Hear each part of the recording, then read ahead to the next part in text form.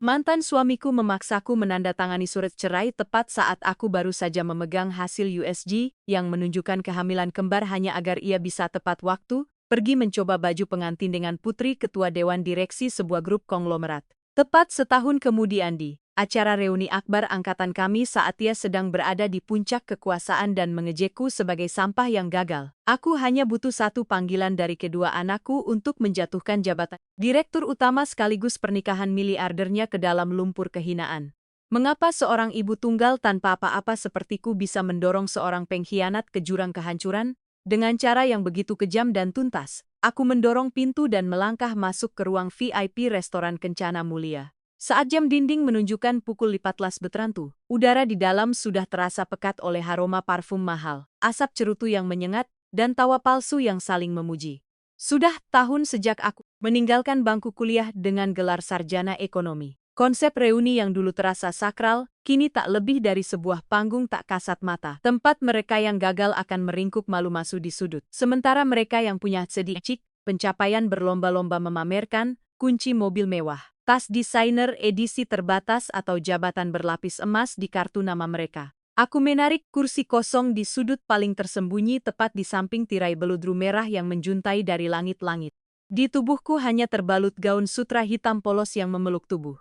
Tanpa perhiasan, rambut disanggul rapi. 5 tahun menjadi seorang ibu tunggal, seorang diri berjuang membesarkan sepasang anak kembar di tengah Jakarta yang gemerlap. Namun kejam ini telah mengasahku menjadi seorang wanita yang tahu cara menyembunyikan emosi. Aku menyesap segelas air putih dengan dingin mengamati skenario basa-basi membosankan yang sedang berlangsung di hadapanku. Harusnya aku tidak datang.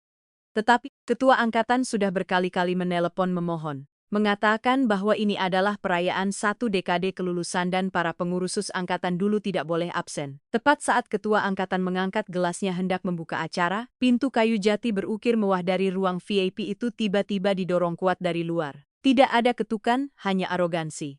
Seluruh ruangan yang berisi teranti orang itu seketika hening. Semua mata serentak tertuju ke ambang pintu. Yang melangkah masuk bukanlah orang sembarangan. Ia adalah seorang pria yang mengenakan setelan 3 potong abu-abu yang dijahit khusus. Melekat sempurna pada postur tubuhnya yang tinggi tegap, hidungnya mancung, rambutnya ditata limis ke belakang tanpa sehelai pun yang berantakan. Di pergelangan tangan kirinya berkilauan sebuah jam tangan Patek Philippe yang nilainya setasen sebuah apartemen mewah di SCBD. Ia melangkah masuk dengan gaya tenang. Tatapan matanya yang tajam menyapu seisi ruangan seperti seorang raja yang sedang menginspeksi rakyatnya. Jantungku tiba-tiba berdebar kencang. Tangan yang memegang gelas tanpa sadar ku genggam erat hingga memutih. Itu Bima, mantan suamiku. Pria yang melemparkan surat cerai ke wajahku di tengah hujan deras. Pamut ya Tonar, lalu dengan kata-kata kejam, bersamamu aku selamanya hanya akan jadi pegawai rendahan. Aku butuh karier dan kamu tidak punya kapasitas untuk memberikannya. Ketua angkatan adalah yang pertama bereaksi. Ia hampir melompat dari kursinya, bergegas ke pintu, membungkukkan badan dengan senyum menjilat yang membuat orang merinding. Ya ampun, Pak Direktur Bima, angin apa yang membawa bos besar ke sini? Kami kira Bapak sibuk dengan urusan di grup, tidak akan bisa datang. Suatu kehormatan besar, Pak. Silakan Pak, silakan duduk di kursi utama. Maaf semuanya, kata Bima dengan nada angkuh. Rapat dewan direksi grup tadi molor dari jadwal. Istri saya juga terus merengek minta diantar belanja. Butuh waktu lama membujuknya agar mau pulang. Saya terlambat. Malam ini semua tagihan di sini. Catat saja atas nama saya, semuanya bersenang-senang saja sepuasnya. Suara decak kagum dan tepuk tangan riuh langsung membahana. Teman-teman lama mengerubungi Bima seperti lalat menemukan madu. Ada yang menuangkan anggur, ada yang menarikkan kursi. Mereka berlomba-lomba bertanya tentang proyek-proyek triliunan rupiahnya, memuji-muji istrinya, sang putri mahkota yang ia sebut dengan nada penuh kebanggaan. Bima duduk di posisi sentral, menyalakan sebatang cerutu, dan menghembuskan asap putih. Sesekali mengangguk menakipi sanjungan dengan senyum setengah bibir. Aku tetap diam di sudut gelap. Napasku perlahan kembali normal. 5 tahun menghindar. Akhirnya takdir dengan ironisnya mengatur pertemuan di tempat sempit ini. Aku berniat meraih tas tanganku. Berdalian aku sakit agar bisa pergi. Aku tidak takut padanya. Aku hanya merasa mual harus menghirup udara yang sama dengan pria brengsek itu. Namun, tepat saat aku baru sedikit bergeser, tatapan Bima menyapu sudut tempatku duduk. Gerakannya menghisap cerut terhenti. Di balik kepulan asap tipis, aku melihat matanya menyipit. Lalu sebuah senyum licik penuh niat jahat perlahan merekah di bibirnya. Ia mematikan cerutunya mengetuk-ngetukkan jari yang mengenakan cincin kawin berlian ke permukaan meja kaca. Wah wah, lihat siapa yang duduk di sana. Kalau tidak salah ingat itu primadona angkatan kita dulu kan? Kirana, kenapa duduk meringkuk di sudut begitu? Sudah lama tidak bertemu. Kamu hampir membuatku tidak mengenalimu. Seluruh terantap pasang mata di ruangan itu sontak berbalik ke arahku. Suasana tiba-tiba menjadi hening yang menyakkan. Kisah bahwa aku dan Bima pernah menikah, lalu bercerai dengan cepat. Tidak seorang pun di angkatan kami yang tahu. Karena saat itu kami baru lulus mengadakan pernikahan sederhana di kampung dan belum sempat mengabari teman-teman. Pernikahan itu sudah kandas. Di mata mereka saat ini, Bima hanya sedang menyapa seorang teman lama. Tapi hanya aku dan dia yang mengerti. Ribuan belati tak kasat mata sedang diarahkan kepadaku melalui setiap suku. Katanya aku mempertahankan ekspresi tenang, tidak berdiri juga tidak mundur. Aku menatap lurus ke matanya.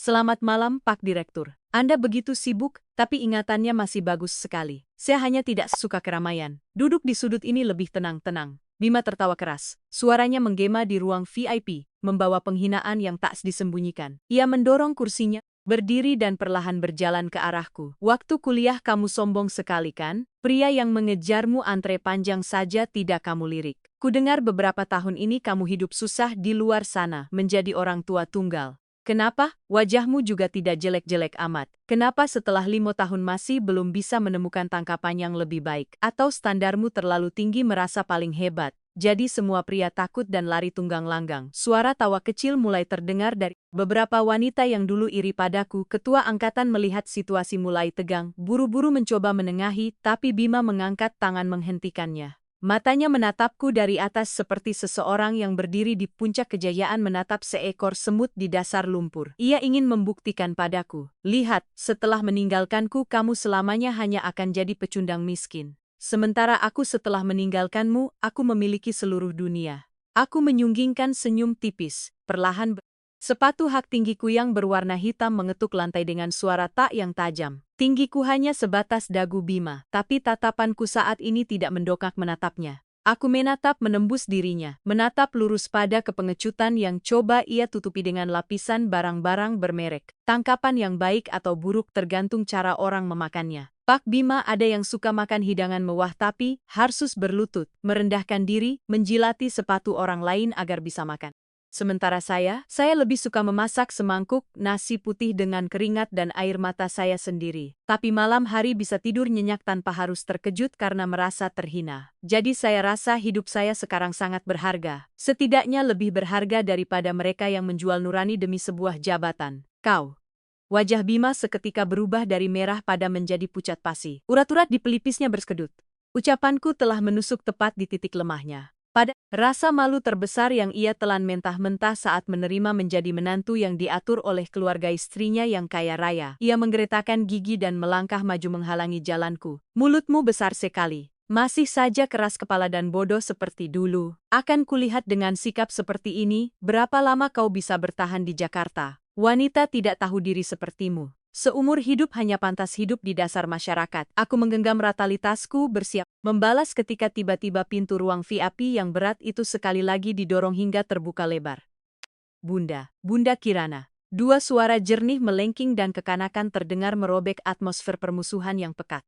Semua orang di ruangan termasuk Bima sontak menoleh ke arah pintu. Di sana berdiri dua anak kecil. Seorang anak laki-laki mengenakan kemeja flanel mungil. Tangannya menggenggam erat seorang anak perempuan yang memakai gaun putri, berwarna putih bersih dengan pita merah menyala di rambutnya. Dua anak yang manis, berkulit putih, montok, dan mirip seperti dua tetes air. Tapi yang membuat seluruh terat orang di ruangan itu seolah kehabisan napas. Tak ada yang berani bernapas kuat adalah wajah kedua anak itu. Mata hitam legam yang sedikit sipit, hidung mancung, bibir tipis. Mereka sangat mirip dengan Bima, mirip sampai menakutkan. Seperti sebuah fotokopi yang ditempelkan sempurna dari wajah sang direktur utama yang sedang berdiri di tengah ruangan. Bara dan Hana sama sekali tidak takut pada keramaian. Begitu melihatku mereka langsung melepaskan genggaman tangan dan berlari tergopoh-gopoh ke sudut ruangan. Hana langsung melompat ke pelukanku, memeluk kakiku erat, mulut kecilnya cemberut manja. Bunda, Mbak Siti ke toiletnya lama sekali. Kami bosan menunggu di lobi, jadi kami tanya resepsionis di mana ruangan. Bunda, kami kangen. Bunda Bara tampak lebih tenang. Ia berdiri di sampingku. Tangan mungilnya memegang ujung gaunku. Mata jernihnya yang waspada menyapu seisi ruangan dan akhirnya berhenti pada pria jangkung yang berdiri menghalangi ibunya. Aku berjongkok, satu tangan memeluk Hana, satu tangan mengelus kepala Bara. Mataku terasa panas, tapi aku menahan agar tidak ada setetes pun air mata yang jatuh. Aku sudah berpesan pada pengasuh mereka untuk menunggu di area bermain di lantai 1. Tidak kuangka kedua anak pintar ini bisa menemukan jalan sampai kemari. Saat aku perlahan berdiri tegak, aku menatap lurus ke arah Bima. Ia telah membatu. Seluruh tubuh Bima aku seperti patok terbelalak maksimal menatap tajam pada kedua anak itu. Dadanya naik turun dengan cepat, napasnya terengah-engah. Kedua tangannya yang mengenakan jam tangan miliaran rupiah itu gemetar hebat. Gemetar sampai ia harus mengepalkan kedua tangannya, namun tetap tidak bisa menyembunyikan kepanikan yang luar biasa. Anak-anak ini mereka. Suara Bima serak dan pecah, bunyinya seperti rintihan seseorang sedang dicekik. Ia mundur setengah langkah, kakinya tersandung kaki sofa nyaris jatuh. Bisik-bisik di dalam ruangan mulai terdengar seperti sarang lebah yang pecah. Orang-orang menunjuk, menutup mulut karena takjub. Kemiripan biologis itu adalah bukti baja yang tak bisa dibantah oleh penyangkalan apapun. Aku menarik Bara dan Hana sedikit ke belakangku. Berdiri tegak, mengangkat kepala menghadapi kehancurannya. Benar, perkenalkan Pak Direktur Bima. Ini kedua anak saya. Berapa? Berapa umur mereka? Tanya Bima. Tapi matanya tidak menatapku, melainkan terpaku pada wajah Bara. Bibirnya bergetar menantikan sebuah angka. Tahun, lamutalah. Bima mengulang-ulang angka itu seperti orang gila. Pupil matanya mengerut tajam. Seorang pebisnis licik sepertinya bagaimana mungkin tidak bisa menghitung matematika sederhana ini? Lamutalar yang lalu, semalam saat-saat ia memaksaku menandatangani surat cerai dan mengusirku dari rumah ditambah langolo bulan tahari masa kehamilan. Cocok seeski hingga ke setiap detiknya. Bima tiba-tiba maju selangkah, mengulurkan tangan seolah ingin menyentuh Hana Kirana. Kenapa waktu itu? Kenapa tidak memberitahuku kamu sedang hamil? Kenapa kamu menyembunyikannya dariku? Aku mundur, menepis tangannya di udara, mataku sedingin es. Untuk apa? Untuk menghalangi jalanmu menuju puncak karier. Tenang saja Impo, tahun ini aku melahirkan sendiri, membesarkan sendiri, mendidik mereka sendiri. Di akta kelahiran mereka, bagian nama ayah dicoret. Sejak malam kau melangkah keluar dari pintu untuk kepelukan wanita lain, anak-anak ini selamanya tidak ada hubungannya lagi denganmu. Tiba-tiba Bara mendongakkan wajah mungilnya. Mata hitam legam yang diwarisi dari pria di hadapannya justru memancarkan tatapan dingin dan jauh yang kejam. Bocah itu mengerutkan kening, menunjuk lurus ke arah Bima dan berkata dengan suara lantang. Bunda, omom ini siapa? Kenapa dia terus menatap Bunda dan tadi mau menyentuh? Hana, aku tidak suka dia. Omom, panggilan omom yang keluar dari mulut putra kandungnya sendiri telah menghantam Bima dengan pukulan telak. Ia mundur 2 langkah, wajahnya pucat pasi tanpa setetes darah. Mulutnya terengah tak mampu mengucapkan sepatah kata pembelaan. Aku tersenyum lembut. Mengelus kepala putraku, sengaja berbicara dengan keras agar semua orang di ruang VIP itu bisa mendengar. Hanya orang asing yang tidak kita kenal, sayang. Tempat ini terlalu berisik, tidak cocok untuk kita. Bunda antar kalian pulang tidur. Ya, aku menggandeng tangan kedua anakku dengan tegas, berbalik dan melangkah pergi. Meninggalkan di belakang tatapan terperangah dari Tritari teman lama dan sosok yang sesedang rubuh gemetar berpegangan pada meja, sang direktur utama triliuner. Tapi aku tahu kemunculan Bara dan Hana malam ini telah menyalakan sebuah bom waktu. Dan mereka yang pernah menginjak-injak ibu dan anak ini 5 tahun lalu, bersiaplah untuk membayar harga yang sangat mahal yang tak pernah bisa mereka bayangkan. Pintu kayu jati yang berat itu perlahan tertutup, memutus total semua bisik-bisik yang mulai mendidih seperti air di atas api. Suara hak sepatuku mengetuk lantai marmer dingin di sepanjang koridor restoran. Berirama mantap dan tanpa sedikit pengetaran. Aku menggenggam erat tangan Milbara dan Hana. Kedua anak itu dengan patuh melangkah mengikuti ibunya. Postur mereka yang kecil justru menjadi sumber kekuatan raksasa yang menopang seluruh duniaku saat ini. Udara di luar koridor yang beraroma minyak sreh terasa kontras dengan suasana sesak dan pengap di ruangan yang baru saja kutinggalkan. Aku sama sekali tidak menyesal telah mengungkap kebenaran ini. Menyembunyikan. Kenapa aku harus menyembunyikan? Aku bukan pezina, bukan pencuri, dan jelas bukan orang yang membuang darah dagingnya sendiri demi mengejar kemewahan kosong. Aku melahirkan anak-anakku dengan terhormat, membesarkan mereka dengan terhormat, mengajarkan mereka sopan santun dan harga diri. Membiarkan Bima melihat mereka hanyalah cara untuk mendaratkan tamparan tak kasat mata pada kesombongannya yang konyol hari ini. Tapi aku tahu seseorang yang sangat menjaga gengsi seperti Bima tidak akan mudah membiarkanku pergi begitu saja. Dan benar seperti dugaanku. Saat kami bertiga baru sampai di lobi lift, langkah kaki yang tergesa-gesa dan goyah terdengar dari belakang. "Kirana, berhenti, berhenti, jelaskan padaku." Teriakan Bima memecah keheningan koridor restoran mewah itu. Beberapa pegawai yang berdiri di dekatnya terkejut dan menoleh. Aku berhenti perlahan berbalik, Bima berlari ke arah kami seperti binatang yang terpojok. Setelan 3 potong yang tadi rapi kini kusut masai. Dasi telah dilonggarkan dengan kasar, wajahnya memerah. Entah karena anggur atau karena syok yang baru saja menimpanya. Bima terengah-engah, berhenti sekitar 2 langkah dari kami. Matanya panik menyapu wajah Bara dan Hana, lalu kembali terpaku padaku. Di dalam matanya ada campuran kebingungan, penolakan, dan sedikit ketakutan. Bara secara naluriah maju selangkah, merentangkan kedua tangannya untuk melindungi Hana. Mata hitamnya menatap tajam pada pria yang sedang kehilangan kendali itu. Hana memeluk kakiku erat, tangan mungilnya mencengkeram gaunku kedua anak ini. "Jelaskan padaku kapan mereka lahir. Kenapa kau berani menyembunyikan hal sebesar ini dariku, Kirana? Mereka berdua anakku kan?" Jawab aku. Suara Bima meninggi. Kedua tangannya terayun di udara seolah ingin mencengkeramku, tapi tertahan di tengah jalan. Saat bertemu dengan tatapanku yang sedingin es, aku merangkul bahu kedua anakku, mengelus lembut rambut Bara untuk menenangkannya, lalu mendongak menatap wajah yang telah berubah bentuk karena kehilangan kendali di hadapanku. "Pak, Direktur Bima, ini tempat umum. Tolong jaga sikap Anda membuat anak-anak ketakutan." "Sikap apa?" Bima nyaris meraung. Tapi ia berusaha merendahkan suaranya saat melihat tatapan penasaran dari beberapa resepsionis di kejauhan. "Kau melahirkan anakku, darah dagingku selama lama tahun tanpa memberitahuku sepatah kata pun. Sekarang kau menyuruhku jaga sikap. Hak apa yang kau miliki untuk merampas hakku sebagai seorang ayah? Apa kau tahu kau sedang melakukan perbuatan yang sangat kejam?" Aku tertawa. Tawa yang keluar dari lubuk hatiku membawa rasa getir bercampur penghinaan. Kejam. Orang yang tega mendorong istrinya keluar rumah di tengah hujan deras demi menikahi putri orang kaya sekarang berani bicara tentang kekejaman di hadapanku. Hak sebagai ayah. Aku menyeringai. Setiap kata yang keluar setajam silet memotong semua argumen konyolnya. "Kau menuntut tak sebagai ayah dengan kapasitas apa?" "Kapasitas sebagai orang yang memaksa istri menandatangani surat cerai agar bisa tepat waktu mencoba baju pengantin dengan putri seorang direktur, atau kapasitas sebagai orang yang baru saja menggejekku sebagai pecundang yang tidak bisa mendapatkan pria yang lebih baik?" Dengarkan baik-baik, Bima. Di akta kelahiran kedua anak ini hanya ada nama ibu.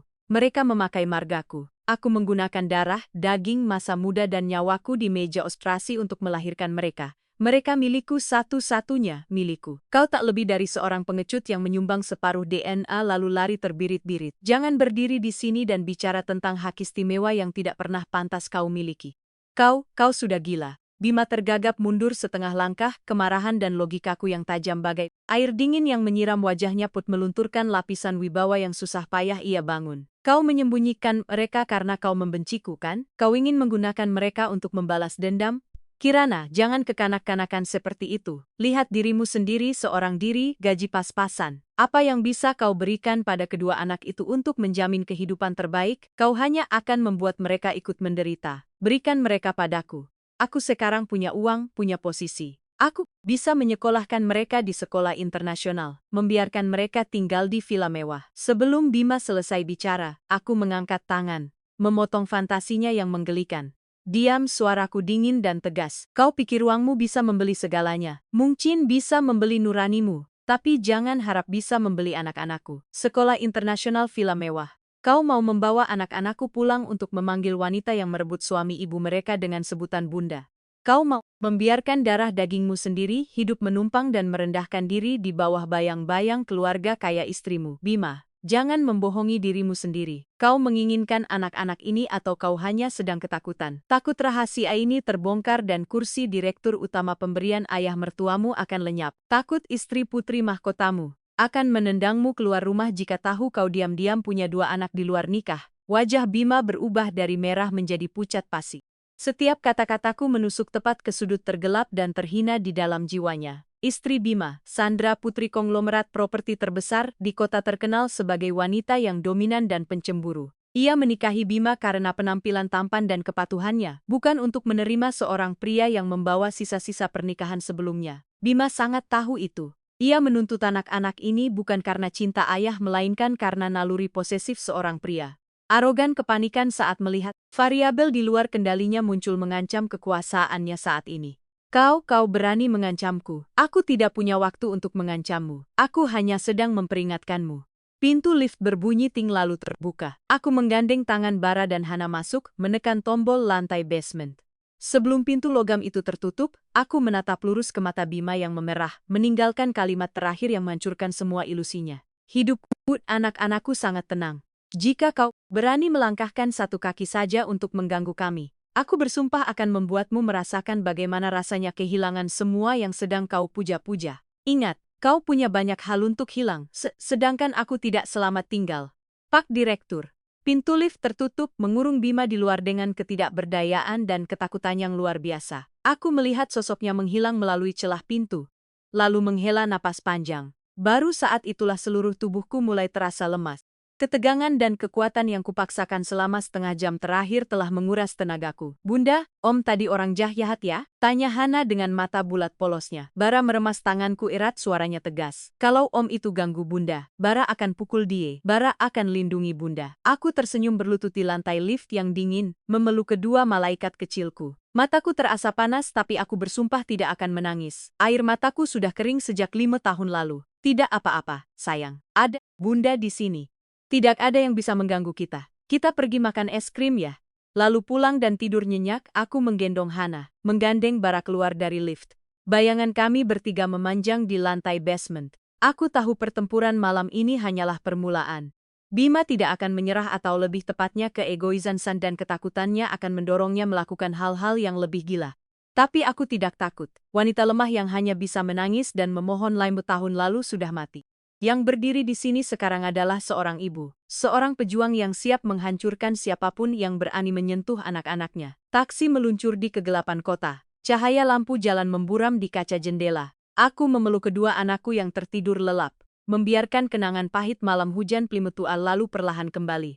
Jelas dan setajam silet seolah baru terjadi kemarin. Malam ini Jakarta kembali diguyur hujan di luar musim. Suara hujan yang berderap di kaca taksi mengingatkanku pada rasa dingin yang merayap di tulang punggung. Kenangan adalah sesuatu yang sangat kejam. Kau pikir kau sudah menguburnya di bawah ribuan lapisan waktu, tapi hanya dengan setetes hujan, sebuah suara yang akrab ia akan tumbuh kembali dan mencabik-cabik hatimu hingga berdarah. Limpotan lalu juga di malam selam hujan badai seperti ini. Langit segelap masa depanku saat itu. Saat itu aku dan Bima baru berusia 2 tahun. Kami adalah cinta sejak masa kuliah. Saling mencintai dengan semua kemurnian dan kemiskinan masa muda. Setelah lulus kami mengabaikan penolakan keluarga untuk menikah sederhana di kampung, lalu bersama-sama merantau ke Jakarta. Kami menyewa sebuah samar kos sempit seluas 1/4 di Bekasi. Kamar tua beratap seng saat musim panas. Panasnya seperti oven saat musim hujan bocor di mana-mana. Tapi saat itu aku tidak merasa menderita. Aku bekerja sebagai akuntan di perusahaan swasta kecil. Sementara Bima menjadi staf penjualan di perusahaan material bangunan. Setiap sore pulang kerja, aku ke pasar, memasak makan malam hangat dan menunggunya pulang. Aku dengan bodohnya percaya bahwa selama kami sesati suatu hari nanti kami akan bisa membeli apartemen kecil, memiliki anak-anak yang baik dan membangun sebuah keluarga sejati. Tapi aku salah.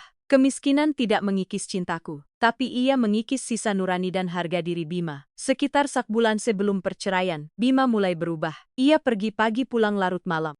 Pakaiannya selalu beraroma anggur impor dan parfum wanita mahal. Ia mulai mengeluh masakanku hambar. Kamar kos kami seperti kandang tikus dan pakaianku kampungan. Aku mencoba bersabar, berpikir bahwa tekanan pekerjaan membuatnya lelah. Puncaknya adalah malam hujan yang menentukan itu. Sore itu aku izin setengah hari untuk pergi ke rumah sakit bersalin. Dokter yang melakukan USG tersenyum dan berkata, "Selamat ya, Mbak hamil kembar. 2 kantung janinnya sehat, sudah ada detak jantungnya." Memegang hasil USG, aku menangis bahagia. Semua kepenatan dan sakit hati selama setengah tahun terakhir seolah lenyap. Aku bergegas pulang, membeli sebuk bunga kecil, memasak makanan kesukaan Suan Bima dan menunggunya. Aku ingin memberinya kejutan. Aku percaya kehadiran dua malaikat kecil ini akan menariknya kembali menjadi pria hangat dan penuh kasih seperti dulu. Pukul sinon seolah lalu dula malam, makanan sudah dingin. Hujan di luar semakin deras. Sima masuk, tidak melepas sepatunya yang basah. Melangkah lurus ke tengah ruangan. Wajahnya tidak menunjukkan emosi apapun. Ia melemparkan setumpuk kertas ke atas meja tanda tangani. Aku terkejut. Hasil USG di belakangku langsung kuremas. Aku mengambil kertas itu. 4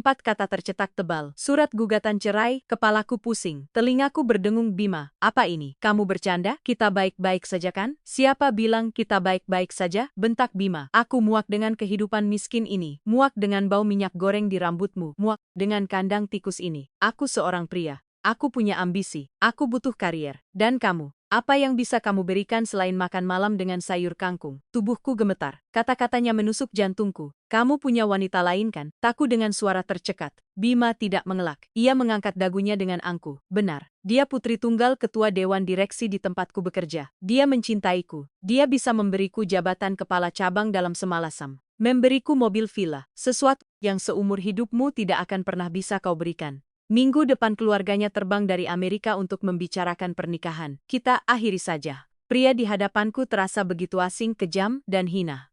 Ia terang-terangan menjual ikatan pernikahan 7 tahun kami demi kemewahan. Tangan yang menyembunyikan hasil USG Kemsar gemetar hebat. Sedetik yang lalu aku hampir berteriak padanya, kita akan punya anak. Apa kau tidak takut dosa? Tapi melihat tatapan dingin Bima, aku tersadar. Jika aku memberitahukan keberadaan kedua anak ini, apa yang akan ia lakukan? Seseorang yang tega menginjak-injak istrinya demi karier, apakah akan membiarkan dua anak ini menjadi penghalang? Atau ia akan memaksaku aborsi atau lebih buruk lagi, keluarga kaya itu akan menggunakan uang untuk merebut anak-anakku dan menendangku ke jalanan dengan tangan kosong. Tidak, sama sekali tidak anak-anakku. Akan kulindungi sendiri. Pria busuk sepertinya selamanya tidak pantas menjadi ayah mereka. Bima mengeluarkan sebuah kartu ATM dari sakunya. Di sini ada lampus juta, anggap saja sebagai kompensasi untuk masa mudamu. Cukup untukmu mencari tempat tinggal baru dan hidup nyaman. Beberapa tahun. Ambil tanda tangani, lalu bereskan barang-barangmu dan pergi malam ini juga. Aku menatap kartu ATM emas yang tergeletak di atas surat cerai. Rm0 juta, 7 tahun masa muda, cinta dan pengorbananku dihargai semurah itu. Aku tersenyum sinis. Perlahan aku mengambil pulpen dan menandatangani surat itu dengan satu goresan tegas. Aku mendorong surat itu kembali padanya, lalu mengambil kartu ATM dan melemparkannya ke wajah Bima. Simpan saja uang kotormu itu untuk membeli jabatan. Masa mudaku tidak ternilai. Kau tidak pantas membayarnya. Mulai detik ini kita putus hubungan. Mati pun tidak akan saling bertemu. Aku berbalik, menyambar koper kecilku, mengenakan jas hujan tipis, dan melangkah keluar ke tengah hujan. Hujan menampar wajahku, dingin menusuk tulang. Aku berjalan sendirian di kegelapan. Satu tangan menyeret koper, satu tangan memeluk perutku yang masih rata. Air mata bercampur dengan air hujan yang asin. Malam itu aku bersumpah pada langit Jakarta yang sedang mengamuk. Aku akan hidup. Aku akan melahirkan anak-anak ini, membesarkan mereka menjadi manusia yang paling terhormat. Dan jika suatu hari nanti pengkhianat itu muncul kembali, aku akan membuatnya membayar harga atas kehinaannya. Taksi berhenti mendadak di depan gerbang apartemen. Memutus lamunanku. Aku menggendong Hana yang tertidur, menggandeng Bara turun dari mobil. Malam ini Jakarta tidak hujan, besok langit akan cerah.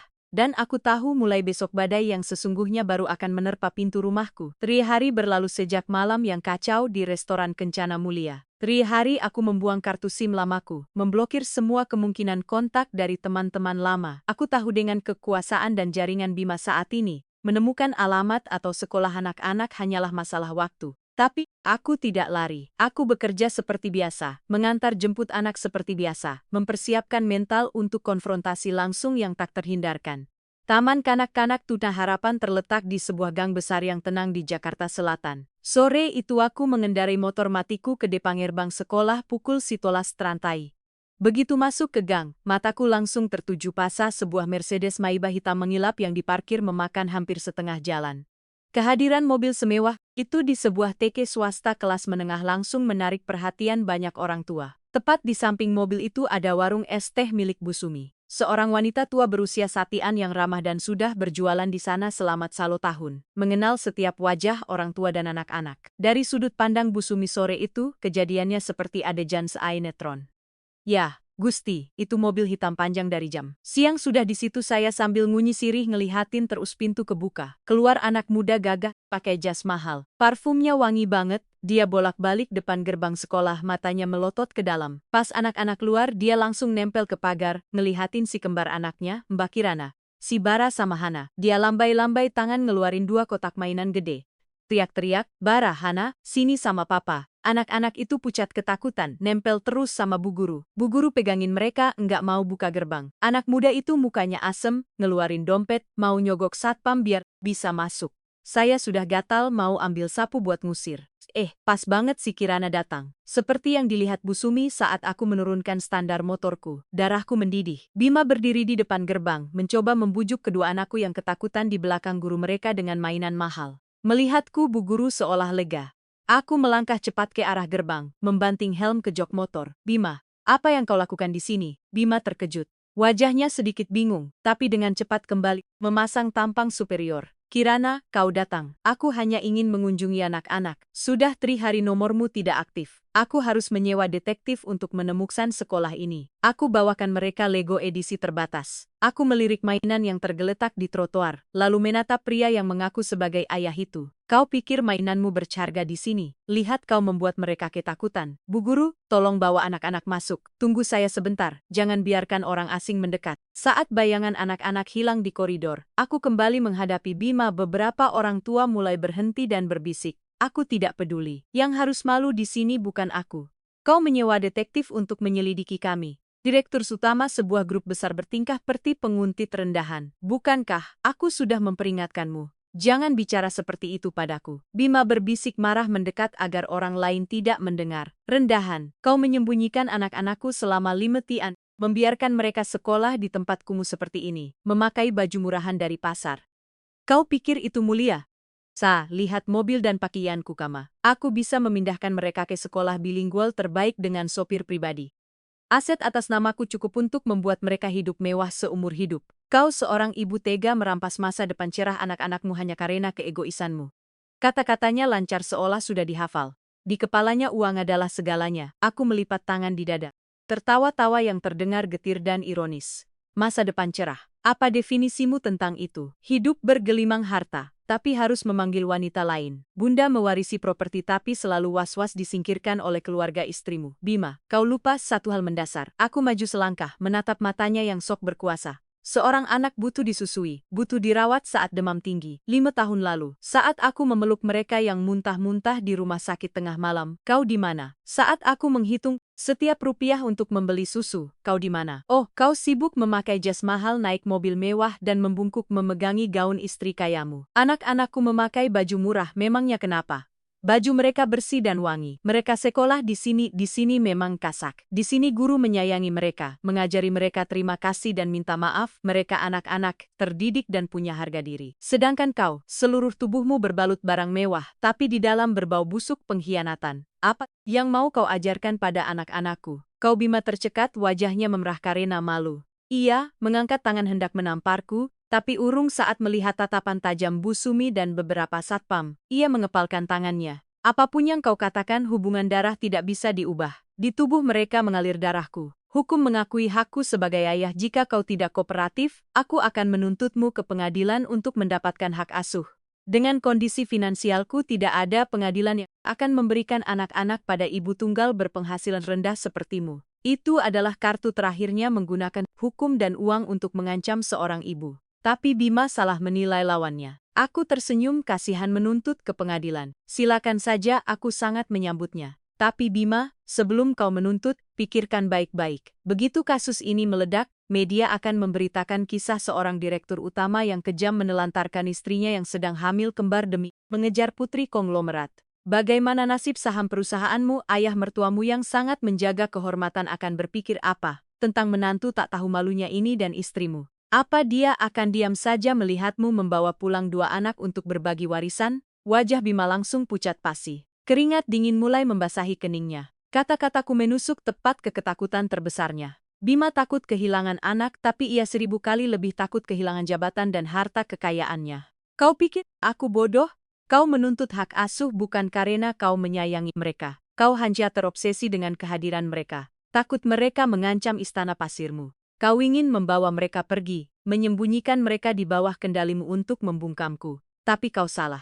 Aku tidak akan menyerahkan anak-anakku dan aku tidak butuh sepeser pun dari harta kotormu. Jika kau berani muncul lagi di sekolah anak-anakku, aku sendiri yang akan mengirimkan rekam medis kehamilan kembar dan surat cerai 5 tahun lalu ke meja kerja ayah mertuamu. Kita lihat siapa yang akan kehilangan segalanya. Selesai bicara, aku berbalik dan masuk ke dalam sekolah. Di sudut jalan, Bima berdiri mematung. Ia gemetar tapi tak bisa mengucapkan ancaman apapun lagi. Sesaat kemudian, ia dengan marah masuk ke mobil mewahnya dan melesat pergi, meninggalkan kepulan asap dan tatapan sinsis dari orang-orang. Aku menjemput Bara dan Hana. Kami bertiga berboncengan di atas motor membelah kemacetan sore. Angin meniup rambutku. Dadaku terasa sesak namun juga bebas. Pertarungan pertama telah memotong jalan mundur Bima. Tapi aku tahu badai yang sesungguhnya masih menanti. Malam harinya di apartemen Simo Kuadrat kami, suasana terasa hening. Apartemen ini tidak luas, tapi rapi, penuh cahaya dan tanaman hijau. Di sudut ruang keluarga ada rak buku besar penuh cerita anak-anak. Semuanya memancarkan kedamaian. Sebuah atmosfer aman yang kubangun selama 5 tahun untuk melindungi anak-anakku dari badai kehidupan. Tapi hari ini, atmosfer itu seolah tertusuk lubang kecil. Setelah makan malam, Bara dan Hana tidak seperti biasanya. Hana memeluk boneka beruangnya, mengikutiku ke dapur, menatapku mencuci piring. Bara duduk termenung di kursi makannya, anak-anak sangat peka. Peristiwa di restoran dan konfrontasi sore tadi tidak mungkin mudah berlalu dari benak mereka. Aku mengeringkan tangan, mendekati mereka. Aku tahu inilah saatnya menghadapi pertanyaan yang paling kutakuti. Dua jagoan bunda, kenapa hari ini makanannya tidak enak? Hana menyandarkan kepalanya di leherku berbisik. Bunda, om yang naik mobil besar tadi sore, siapa dia? Kok dia tahu nama Hana sama Kak Bara? Aku menoleh ke Bara. Ia menatapku dengan tatapan dewasa sebelum waktunya. Bunda, om itu bilang dia papa kami. Apa itu benar, Bun? Pertanyaan Bara jatuh dengan berat. Meski sudah kuduga mendengar kata papa dari mulut putraku, tenggorokanku tetap terasa pahit. Bagaimana aku harus menjawab? Mengatakan bahwa pria itu ayah kandung mereka, tapi ia membuang kami demi uang, mengatakan ia pengkhianat. Jika aku menanamkan kebencian, mereka akan tumbuh dengan hati yang terluka. Aku tidak ingin anak-anakku menjadi alat balas dendam, tapi aku juga tidak bisa seberbohong. Aku menarik napas dalam-dalam, tersenyum lembut. Bara, Hana, dengarkan bunda, di dunia ini setiap keluarga itu berbeda. Ada yang punya kakek, nenek, ayah, dan ibu. Ada yang hanya punya ayah. Dan keluarga kita adalah keluarga super yang hanya punya bunda dan kalian berdua. Om yang tadi sore, benar, dia adalah orang yang bersama bunda melahirkan kalian. Mata Hana terbelalak. Bara mengerjap-ngerjap, tapi menjadi keluarga bukan hanya tentang melahirkan. Dulu bunda dan om itu berjalan di jalan yang sama. Tapi kemudian om itu ingin pergi ke arah gunung sementara bunda ingin pergi ke arah laut. Tujuan hidup kami tidak sama lagi. Jadi kami memutuskan berpisah. Dia punya kehidupannya sendiri dan bunda punya kehidupan bunda bersama kalian. Lalu kenapa dia datang mencari kami? Dia mau membawa kami pergi ya, Bun? Tanya Bara waspada. Dia datang mungkin karena penasaran ingin tahu seperti apa dua jagoan supers bunda sekarang. Tapi dengarkan bunda baik-baik. Siapapun orang dikenal atau tidak, jika mereka mau membawa kalian pergi tanpa izin bunda, itu perbuatan salah. Kalian berhak menolak. Kalian hanya perlu ingat satu hal. Rumah kita di sini, bunda di sini. Tidak ada seorang pun di dunia ini yang bisa memisahkan kita bertiga. Kecuali bunda sudah tidak bernapas lagi. Bunda akan melindungi kalian sampai akhir. Enggak mau. Bunda harus hidup maitu tahun. Seru Hana, memeluk leherku erat. Bara turun dari kursinya, memeluk pinggangku. Suaranya begitu mantap hingga membuatku menitikkan air mata. Aku tidak butuh mainan dari om itu. Aku juga tidak butuh papa.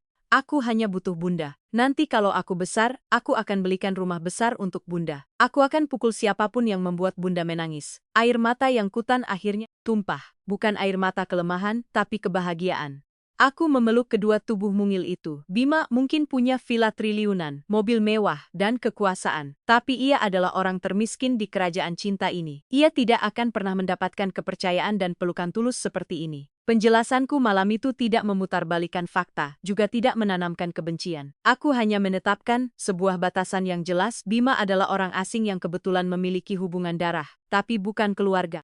Hak sebagai ayah tidak terletak pada sumbangan sperma 5 tahun lalu, tapi pada 5 tahun begadang memasak setiap suap bubur dan mengganti setiap popok. Malam itu setelah anak-anak tidur, aku berdiri di balkon. Kota berkelip di kejauhan. Aku tahu dengan mengusir Bima, Aku telah memutus suksesnya pada anak-anak. Tapi seseorang yang terpojok dan tersinggung gengsinya tidak akan tinggal diam, apalagi di belakangnya ada kekuatan lain. Saat aku memikirkan itu ponselku di ruang keluarga bergetar hebat pukul 2:30 malam. Nomor yang tertera adalah nomor cantik yang tidak dikenal. Firasat buruk melintas. Aku mengangkat telepon itu pertarungan sesungguhnya dari sisi gelap mulai menampakkan diri. Getaran telepon di tengah malam selalu membawa tekanan tak kasat mata. Aku menempelkan ponsel ke telinga, tapi tidak langsung bicara. Dia seberang sana, hening sejenak, hanya terdengar napas pelan dan alunan musik klasik. Jelas si penelepon ingin bermain adu mental, tapi aku sabar menunggu, akhirnya suara wanita terdengar. Suara yang jernih terlatih untuk terdengar seperti kalangan atas tapi tak bisa menyembunyikan nada angkuh bawaan. Anda Kirana kan? Betul. Dengan siapa saya bicara? Tawa kecil yang meremehkan terdengar. Perkenalan singkat saja. Saya Sandra, istri sah dan pemegang nasib karier Bima. Kalau kau pintar, kau pasti sudah bisa menebak kenapa aku meneleponmu selarut ini. Aku bersandar di kaca balkon, tersenyum tipis. Tentu saja, bagaimana mungkin berita sebesar ini bisa disembunyikan dari wanita pencemburu dan pengontrol seperti Sandra? Pasti ia menyuruh orang membuntuti Bima atau kepanikan Bima beberapa hari ini telah mengkhianatinya. Kemunculan dua anak yang mirip suaminya jelas merupakan tamparan keras bagi harga diri sang ratu. Oh, selamat malam, Bu Sandra. Malam-malam begini Anda menelepon istri lama suami Anda. Pasti rumah tangga Anda sedang bermasalah. Ya, perlu saya rekomendasikan beberapa kantor pengacara perceraian yang bagus. Dia seberang sana, napas Sandra langsung memberat. Ketenanganku yang sinis di luar dugaannya. Orang-orang kaya biasa berpikir hanya dengan menyebut nama. Orang kecil akan gemetar, ketakutan, jangan banyak bicara. Suara Sandra mendesis. Topeng elegannya mulai retak. Aku tidak menelepon untuk mendengar pecundang sepertimu menceramahiku. Aku sudah menyuruh orang menyelidiki latar belakangmu. Seorang ibu tunggal, manajer level menengah di agensi media kacangan, tinggal di apartemen cicilan. Kau pikir bisa menggunakan dua anak haram itu untuk masuk ke keluargaku, memeras suamiku, lalu hidupmu akan berubah. Kau terlalu banyak bermimpi anak haram. Dua kata itu menyulut amarahku. Tapi aku memejamkan mata, menekan amarah itu ke dasar hati, mengubahnya menjadi balok es yang tajam. Melawan orang gila karena cemburu, senjata terbaik adalah ketenangan mutlak. Bu Sandra, penyelidikan Anda sangat teliti, tapi sepertinya detektif Anda kurang kompeten. Jika saya mau memeras, saya sudah membawa anak-anak untuk mengacaukan pernikahan Anda tahun lalu. Tidak menunggu sampai sekarang. Suami Anda yang secara kebetulan menemukan keberadaan anak-anak saya, itu adalah takdir yang menghukumnya. Dan soal dia pontang-panting mencari ke sekolah, memohon pada saya agar diizinkan bertemu anak-anak. Sebaiknya Anda pulang dan tampar suami Anda itu di rumah. Jangan menelepon dan menggonggong pada saya. Kau berani menghinaku? Sandra berteriak di telepon. Terdengar suara barang pecah di seberang sana. Dengar baik-baik perempuan jalang. Grup ini milik keluargaku. Bima bisa seperti sekarang karena pemberianku, aku bisa mengangkatnya. Aku juga bisa menginjaknya ke lumpur. Dan kau juga begitu. Jika kau tidak tahu diri, aku akan membuatmu kehilangan pekerjaan di Jakarta ini. Aku akan membuat hidupmu dan anak-anakmu lebih buruk dari kematian. Anda mau membuat saya kehilangan pekerjaan dengan cara apa? Menyuap bos saya atau menyuruh preman mengacau di apartemen saya? Aku tertawa-tawa santai yang tak peduli. Bu Sandra, Anda terbiasa hidup mewah, menindas orang dengan uang. Jadi, Anda pikir semua orang takut kehilangan uang seperti Anda. Tapi Anda lupa satu hal, orang yang berjalan tanpa alas kaki tidak pernah takut pada orang yang memakai sepatu. Saya memulai dari nol, paling parah ya saya kembali ke nol lagi. Tapi Anda dan suami Anda, seorang wanita karier terpandang dari kalangan atas, ketahuan mentolerir suami yang menelantarkan istri hamil, mengancam janda dan anak yatim. Bagaimana nasib saham, grup keluarga, Anda jika saya memberikan rekaman telepon malam ini ke media di seberang sana tiba-tiba hening. Hanya terdengar napas Sandra yang tercekat. Ia tidak menyangka aku akan merekam.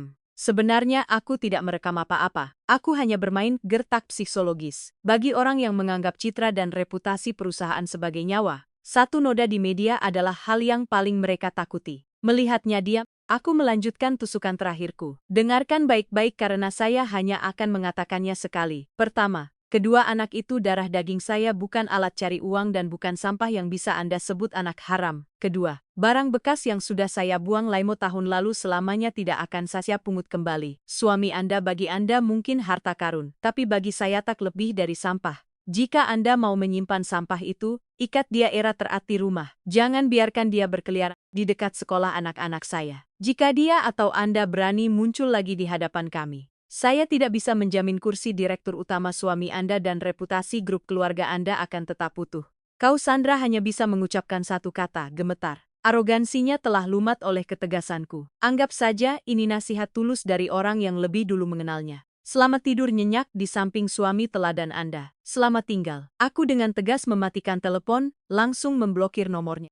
Panggilan Sandra tidak membuatku takut, tapi itu memberiku sinyal bahwa menyelesaikan masalah ini tidak bisa hanya dengan adu mulut. Musuh picik seperti Sandra dan pria gila hormat seperti Bima tidak akan pernah menyerah jika tujuan mereka belum tercapai atau jika mereka belum dihancurkan total. Aku masuk ke ruang kerjaku yang kecil menyalakan laptop. Sandra benar tentang satu hal. Ia telah menyelidikku tapi ia hanya melihat lapisan luarnya. Ia pikir aku hanya seorang manajer menengah. Hal yang tidak diketahui oleh Sandra, Bima dan seluruh dunia bisnis di kota ini adalah orang yang namanya tercatat sebagai pemegang 30% saham Nusantara Sandra Materials.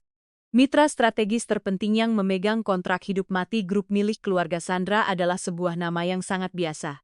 Kira Nanyan Yani. 5 terakhir aku tidak hanya menjadi seorang ibu, aku bekerja gila-gilaan menggunakan modal kecil dari proyek-proyek sampingan, ditambah otak tajam seorang lulusan terbaik ekonomi untuk berinvestasi. Aku bersembunyi di balik keputusan-keputusan anonim membangun sebuah jaringan finansial yang kokoh untuk melindungi anak-anakku. Aku membuka file rahasia berisi detail kontrak dan grup Bima. Sudut bibirku membentuk senyum berbahaya. Bima Sandra, kalian suka menggunakan kekuasaan untuk menindas orang lain kan?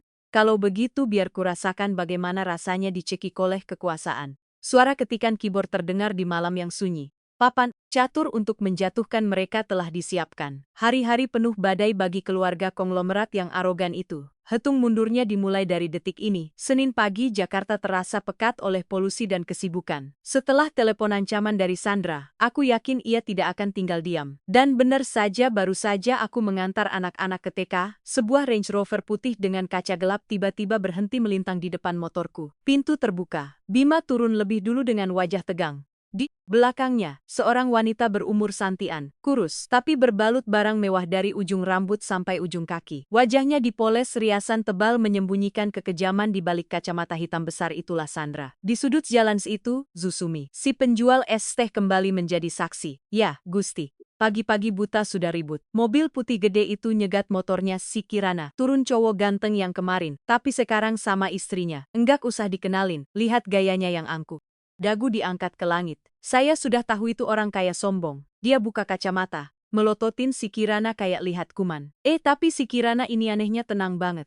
Dia standar motornya. Buka helm, lipat tangan natap mereka berdua. Auranya itu sumpah ngalahin si ibu-ibu pakai barang mahal itu. Seperti yang digambarkan Bu Sumi, aku tidak panik. Aku dengan tenang mematikan mesin motor, melipat tangan, menunggu drama apa yang akan mereka mainkan. Jadi ini Kirana dilihat, langsung ternyata lebih menyedihkan daripada di foto detektif. Seorang wanita yang punya harga diri setelah dibuang suami 5 tahun lalu, seharusnya tahu diri bersembunyi di pojokan mana ini. Malah berani menampakkan muka, membawa 2 anak haram itu ke hadapan suamiku untuk cari masalah. Kau tidak punya malu ya? Suara Sandra melengking sengaja dikeraskan agar orang yang lewat mendengar. Ia ingin menggunakan tekanan publik, membuatku terlihat seperti perebut suami orang yang menggunakan anak untuk memeras. Bima menarik lengan istrinya. Sandra, pelankan suaramu, banyak orang. Kita bicara di kafe saja. Ia menoleh padaku. Kirana, bisa kita bicara sebentar? Kita harus selesaikan ini. Selesaikan. Aku tersenyum sinis menatap kafe sepi di seberang jalan lalu melangkah ke sana. Di dalam kafe Sandra tidak memesan minum. Ia membanting tas Hermesnya ke meja, mengeluarkan setumpuk dokumen dan melemparkannya padaku. Aku pebisnis, tidak suka bertele-tele. Ini surat permintaan tes DNA di rumah sakit internasional pilihan keluargaku. Aku tidak percaya 2 anak sialan itu anak Bima. Orang licik sepertimu tahu Bima sekarang direktur utama pasti memungut anak entah dari mana. Lalu operasi plastik agar mirip suamiku untuk memeras. Kan? Kalau berani besok bawa mereka ke rumah sakit untuk diambil sampelnya. Aku menatap dokumen itu lalu menoleh ke Bima. Ia menunduk tak berani menatapku. Jadi begini caranya, ia menjelaskan pada istrinya. Ia pengecut, tak berani mengakui telah menelantarkan istri yang hamil kembar. Ia melempar semua kesalahan padaku, membuatku menjadi penipu demi menjaga citra baiknya. Aku tertawa. Suara tawa yang dingin menggema di kafe. Bima, kau benar-benar membuatku takjub. Dulu kukira kau hanya gila harta. Ternyata sekarang kau berevolusi menjadi pengecut, bersembunyi di balik rok istrimu, tak berani mengakui darah dagingmu sendiri. Operasi plastik anak lametar untuk memeras, Bu Sandra. Imajinasi Anda luar biasa. Kebanyakan nonton sinetron ya, diam. Berani tes atau tidak, katakan saja. Kalau tidak berani berarti kau bersalah. Aku akan langsung panggil polisi untuk menangkapmu atas tuduhan penipuan dan pemerasan. Sandra menggeram. Aku dengan tenang mengambil surat itu. Aku tahu apapun yang kukatakan orang penuh curiga seperti Sandra tidak akan percaya sampai ada kertas berstempel merah dan sejujurnya aku juga menginginkan kertas itu bukan untuk memeras, tapi sebagai senjata pamungkas untuk mengunci semua rencana busuk mereka. Aku menatap Sandra. Baik, saya setuju. Tes DNA. Kau benar-benar setuju. Bima mengangkat kepalanya, matanya memancarkan kilat aneh, entah senang atau takut. Sandra tersenyum puas. Ia pikir aku sudah terpojok. Ya, saya setuju. Tapi ada satu syarat. Syarat kau mau minta berapa? 1 miliar 2 miliar. Keluargaku tidak kekurangan uang, tapi memberi sebesar pun pada wanita sepertimu membuat tanganku kotor. Aku mengangkat satu jari telunjuk, menggoyangkannya. Saya tidak butuh uang sesebesar pun dari keluarga Anda. Syarat saya sederhana. Setelah hasil tes DNA membuktikan tersontol-sontol seperson anak-anak itu adalah anak kandung Bima, kalian berdua harus menandatangani surat perjanjian hukum di hadapan notaris pilihan saya. Isinya Bima secara sukarela melepaskan semua hak sebagai ayah, selamanya tidak boleh menuntut hak asuh, mendekati, atau mengganggu kehidupan kami dalam bentuk apapun. Jika melanggar, ia harus membayar ganti rugi. Kehormatan pada saya dengan seluruh saham yang ia miliki di grup Anda. Berani bertaruh, Bu pengusaha. Suasana di kafe membeku. Sandra terbelalak. Tak menyangka langkahku, biasanya wanita yang punya anak dan orang kaya akan mati-matian menuntut pengakuan Dainarta. Aku justru menggunakan tes DNA untuk memutus hak Bima sekaligus mengancam aset Sandra.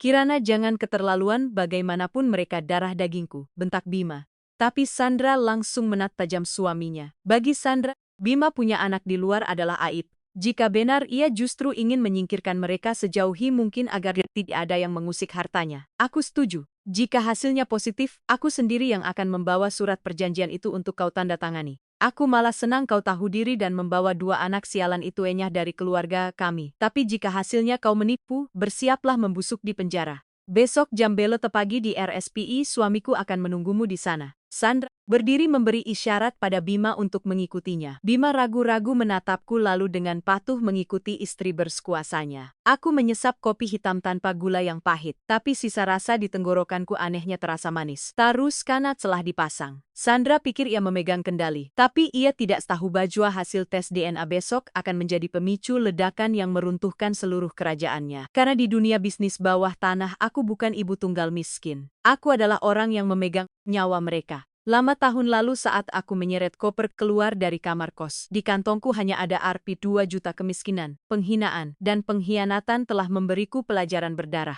Di dunia ini, pria bisa mengkhianatimu, cinta bisa mengkhianatimu, tapi uang yang kau hasilkan sendiri tidak akan pernah meninggalkanmu. Selama hamil kembar, aku hidup seperti binatang liar yang berjuang bertahan hidup. Aku menerima pekerjaan laporan pajak dari 5-6 perusahaan sekaligus. Aku bekerja siang, malam, mata panda, perut membuncit, tapi tangan tak berhenti mengetik. Berkat kecerdasan dan gelar sarjana ekonomi, aku perlahan mendapat kepercayaan Sola. Setelah melahirkan, aku tidak berhenti. Satu tangan menggendong anak, satu tangan membuat susu. Aku sambil belajar pasar saham dan investasi properti. Usaha kasku membuahkan hasil. Investasiku berlipat ganda. Aku tidak membeli barang mewah. Aku menggunakan seluruh uang itu melalui seorang kakak kelas yang sangat baik bernama Bayu, seorang pengacara sekaligus ahli finansial untuk mendirikan Nusantara Marir, sebuah perusahaan pemasok bahan bangunan kelas atas. Aku tetap anonim, hanya sebagai pemegang saham terbesar, menyerahkan posisi direktur pada Mas Bayu. Di mata orang luar, aku tetap seorang manajer kecil yang tinggal di apartemen cicilan. Penyamaran sempurna itu memberi kami kehidupan yang tenang dan ironisnya roda takdir berputar. Grup Jaya Abadi tempat Bima bekerja saat ini sedang mengerjakan proyek mega resort dan pemasok tunggal marmer impor yang memegang kendali proyek itu adalah Nusantara Materials. Untuk mendapatkan kontrak ini, Bima telah mempertaruhkan jabatan dan kehormatannya pada Dewan Direksi keluarga istrinya. Jika Nusantara Materials memutus pasokan, proyek akan mangkrak. Denda keterlambatan akan mencapai ratusan miliar. Jaya Abadi akan ngoyah dan Bima akan langsung ditendang oleh ayah mertuanya. Malam sebelum tes DNA,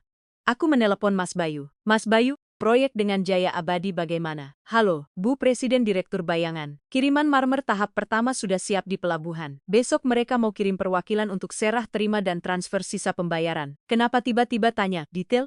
Aku memutar pulpen. Mas, jangan kirim dulu. Bekukan pengiriman itu di pelabuhan. Bekukan Kirana, kau bercanda, kontrak sudah ditandatangani. Kita bisa dituntut. Apa rencanamu? Suaraku menjadi dingin.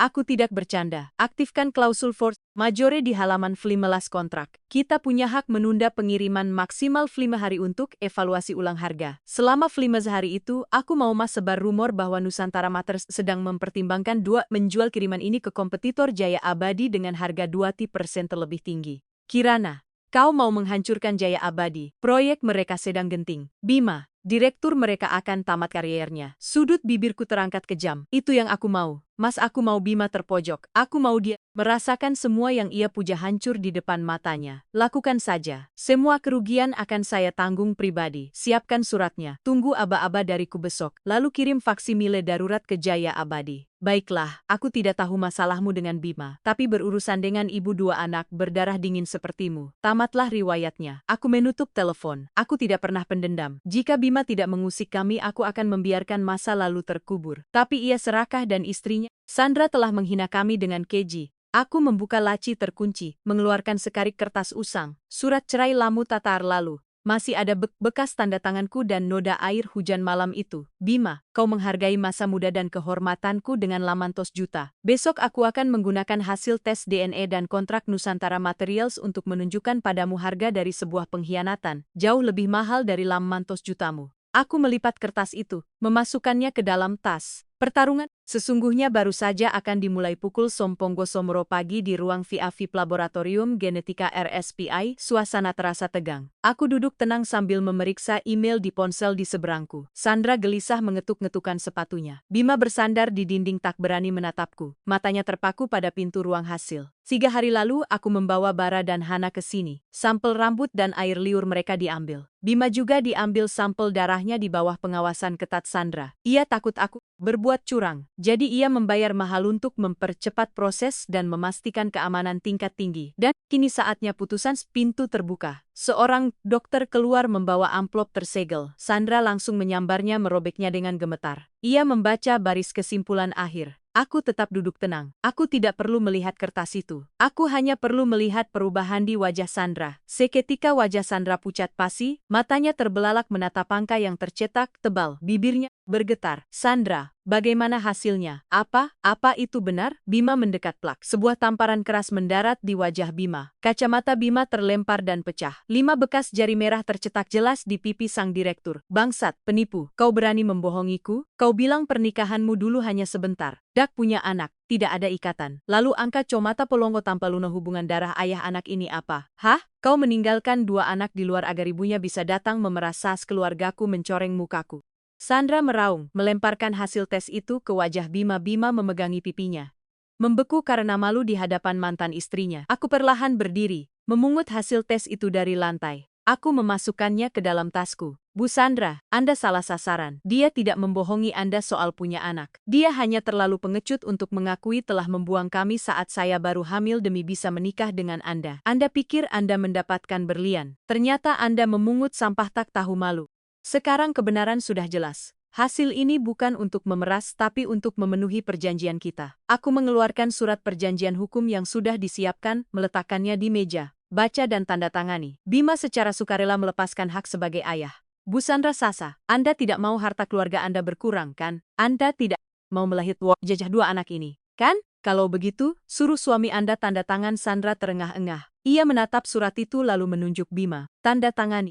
Tanda tangani sekarang juga, lepaskan 2 anak sialan itu. Kalau tidak, aku akan telepon papa untuk memecatmu. Aku akan mengusirmu dari rumah tanpa sepeser pun.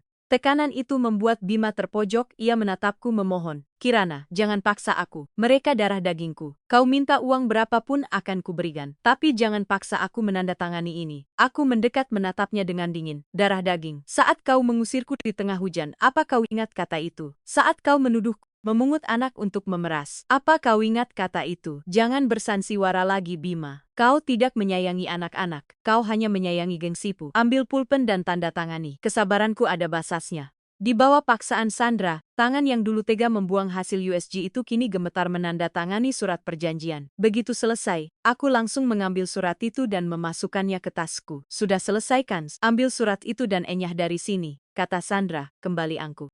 Ia mengeluarkan buku cek, menulis sesuatu, merobeknya, dan melemparkannya padaku. Selembar cek senilai Rp pason kotur juta jatuh ke lantai. Ini uang untuk membeli diamu. Ambil dan ubah nasibmu. Wanita miskin sepertimu pasti seumur hidup belum pernah melihat uang sebanyak ini. Aku menatap cek di lantai lalu tertawa. Aku tidak membungkuk untuk mengambilnya. Aku mengangkat hak sepatuku yang runcing, menginjak cek itu menggesek-geseknya hingga sobek. Bu Sandra, sudah kubilang uang Anda kotor? Saya tidak sudi. Simpan saja untuk membeli obat penenang. Karena beberapa hari ke depan keluarga Anda akan sangat membutuhkannya. Aku berbalik dan berjalan keluar meninggalkan Sandra yang membeku karena keterkejutan dan Bima yang tertunduk malu. Begitu keluar dari rumah sakit, ponselku bergetar, pesan dari Mas Bayu. Faksimile penghentian pasokan marmer sudah dikirim ke grup Jaya Abadi. Mereka sekarang panik. Ketua Dewan Direksi, mereka sedang mencari siapa pemilik Nusantara Materials. Aku mendongak menatap langit Jakarta yang biru. Permainan selesai, surat perlindungan untuk anak-anakku sudah di tangan. Sekarang saatnya kartu as yang sesungguhnya dibuka. Babak balas dendam termanis dimulai. Meninggalkan rumah sakit dengan surat perjanjian di tangan. Aku merasa beban yang menindihku selama 5 tahun akhirnya terangkat. Bara dan Hana selamanya milikku. Tak ada yang bisa menggunakan ikatan darah kotor itu untuk merebut mereka. Namun, aku tahu Bima dan Sandra tidak akan tinggal diam. Mereka akan membalas dan aku sudah siap dengan perisai finansial yang kokoh. Benar saja, 2 hari kemudian badai menerpa kantorku. Rabu pagi aku baru saja tiba saat Burina manajer HRD yang juga kakak kelasku berlari masuk dengan wajah pucat. Kirana, kamu ada masalah dengan orang besar ya? Pagi ini perwakilan grup Jaya Abadi menelepon langsung ke CEO kita. Mereka mengancam akan menarik semua dana sponsor senilai Famen miliar untuk acara akhir tahun kita. Mereka juga menekan semua mitra besar untuk memboikot perusahaan kita. Kecuali Burina menatapku dengan ragu. Kecuali perusahaan memecat saya kan, Bu? Aku melanjutkan dengan tenang. Burina mengangguk. CEO kita panik. Beliau menyuruh saya memanggilmu untuk proses PHK. Kirana, Ibu tahu kamu kompeten, tapi kekuatan Jaya Abadi terlalu besar. Sebenarnya ada apa? Tidak apa-apa, Bu. Aku tersenyum. Ini masalah pribadi. Mereka mau menekan saya agar berlutut tapi mereka salah. Ibu proses saja suratnya. Saya tidak mau menyulitkan perusahaan. Keluar dari kantor dengan kardus berisi barang-barangku, aku tidak sedih. Justru aku merasa lucu. Sandra benar-benar picik. Ia pikir dengan memutus sumber penghasilanku aku akan hancur. Ia tidak tahu pekerjaan ini hanyalah kedokku. Begitu aku masuk taksi, telepon berdering. Nomor tak dikenal. Sudah kuduga siapa? Bagaimana Kirana? Sudah terima surat PHK? Suara Sandra terdengar penuh kemenangan. Sudah ku bilang melawan keluargaku di Jakarta. Ini sama saja bunuh diri. Ibu tunggal pengangguran. Sebentar lagi kau akan dililitang. Mau ku beri sedikit sedekah? Aku bersandar di kursi taksi. Suara kuda. Sosta Bu Sandra, Anda santai sekali ya. Suami Anda sedang dikejar-kejar Dewan Direksi karena proyeknya mangkrak dan Anda masih sempat mengurusi pekerjaan saya. Urusi saja kursi jabatan suami Anda. Urusan perusahaanku bukan urusanmu. Perempuan rendahan. Sandra sedikit terkejut tapi tetap angkuh. Masalah kecil itu, ayahku tinggal, jentikan jari juga selesai. Aku hanya mau kau merasakan penderitaan. Kalau kau pintar, serahkan hak asuh 2 anak sialan itu pada Bima lalu enyah dari kota ini. Keluarga kami akan merawat mereka seperti anjing peliharaan. Lebih baik daripada mati kelaparan bersamamu. Jadi ini tujuan akhirnya. Di depan menandatangani surat pelepasan hak, di belakang menggunakan kekuasaan untuk memaksaku menyerahkan anak. Rencana yang licik. Aku menggenggam erat telepon. Bu Sandra, Anda terlalu percaya diri. Ayah Anda menjentikan si jarinya pun tidak akan bisa menyelesaikan masalah Jaya Abadi kali ini. Jaga baik-baik kursi suasi Anda, karena besok Anda sendiri yang akan berlutut meminta maaf pada perempuan rendahan ini. Aku mematikan telepon. Taksi berhenti di depan sebuah gedung perkantoran mewah di pusat kota. Ini adalah kantor pusat Nusantara Materials. Aku turun membuang kardus berisi barang-barang lama ke tempat sampah. Kedok sebagai pegawai rendahan sudah saatnya dilepas. Mulai detik ini, aku adalah Kirana Anjani, Ketua Dewan Direksi Bayangan Nusantara Materials, orang yang memegang leher grup Jaya Abadi. Di lantai terutus, Mas Bayu sudah menunggu. Melihatku datang dengan setelan kerja putih yang berwibawa, ia tersenyum. Selamat datang Bu Ketua, perwakilan Jaya Abadi sudah menunggu 2 jam. Mereka seperti cacing kepanasan. Bima menelepon saya terus minta bertemu pimpinan tertinggi kita. Aku duduk di kursi kebesaranku menatap pemandangan kota. Biarkan mereka menunggu 1 jam lagi. Mas, biar kesombongan mereka hancur lebur. Setelah itu bawa Bima masuk ke sini sendirian. 1 jam kemudian pintu terbuka. Bima masuk tampak mengenaskan. Jas kusut dasi longgar, mata panda, wajah pucat. Tekanan dari ayah mertua dan ancaman kebangkrutan telah mengikis habis kesombongannya. Ia menunduk mendekati mejaku. Selamat siang Bu Ketua, saya Bima, Direktur Utama Grup Jaya Abadi. Saya kesini mewakili grup untuk memohon agar Ibu mempertimbangkan kembali penghentian pasokan. Kami bersedia menaikkan harga 30%. Bima perlahan mengangkat kepalanya. Saat matanya bertemu dengan wajahku yang duduk santai di balik meja mahoni raksasa, suaranya tercekat. Pupil matanya mengerut. Ia mundur tersandung dan jatuh terduk di kursi tamu. Mulutnya ternganga, tangannya menunjuk gemetar ke arahku. Kirana.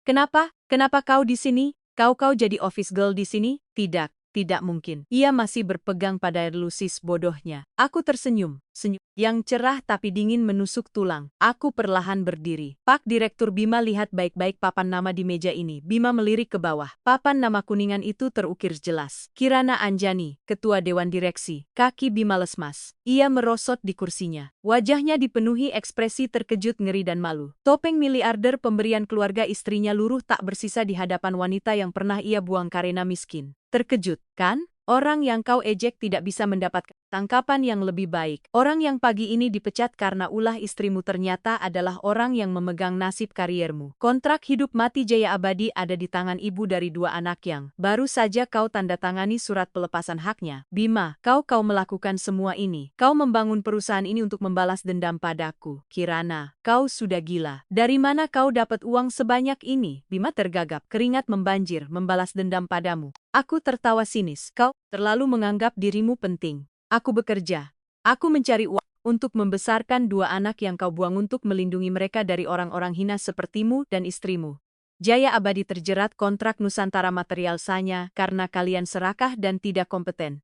Makanya bergantung padaku. Bima tiba-tiba menerjang ke depan, memegangi pinggir mejaku. Matanya memerah, suaranya berubah dari kaget menjadi memelas. Kirana. Demi 7 tahun pernikahan, demi aku adalah ayah dari Bara dan Hana.